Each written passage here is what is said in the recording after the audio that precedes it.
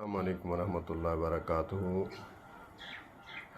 2000 سے لے کر 2010 تک میرا تحقیق کا سلسلہ جاری رہا، تو اسی دوران جو ہے میں مونچھوں پر اسرا پھروایا کرتا تھا، تو مجھ پر نام نہاد اہل حدیث جو ہیں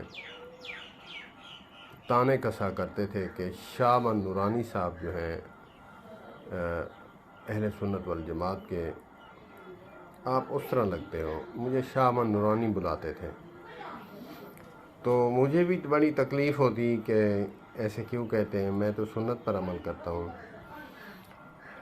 کیونکہ اہل حدیث، اکثریت اہل حدیث کہتے ہیں کہ حدیث پاک ہے، حدیث پاک کا مفہوم ہے کہ داڑھی بڑھاؤ، مونچھیں کٹاؤ۔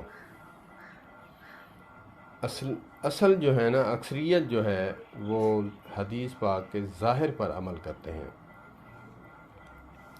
اور علماء دیوبند پر قربان جاؤں، اللہ پاک ان کو جزائے خیر عطا فرمائے، انہوں نے میرا قبلہ درست کر کے رکھ دیا۔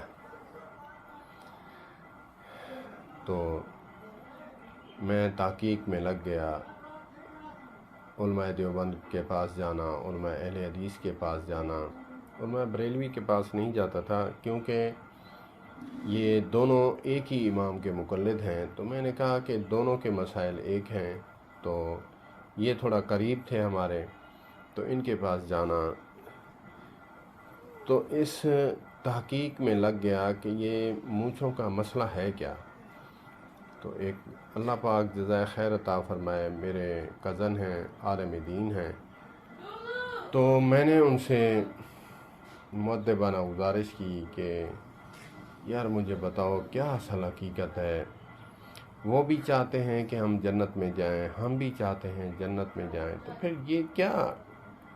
اس نے کہا یہ جاہل لوگ ہیں، ان کو سمجھ نہیں ہے، آپ ان کو ایک الزامی جواب جو ہے کے طور پر، الزامی سوال کے طور پر تم ان کو کر دو، اگر وہ جواب دے دیں تو ٹھیک ہے، ورنہ وہ لاجواب ہو جائیں گے۔ میں نے کہا کیا؟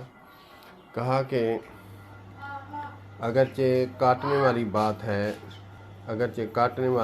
ہے،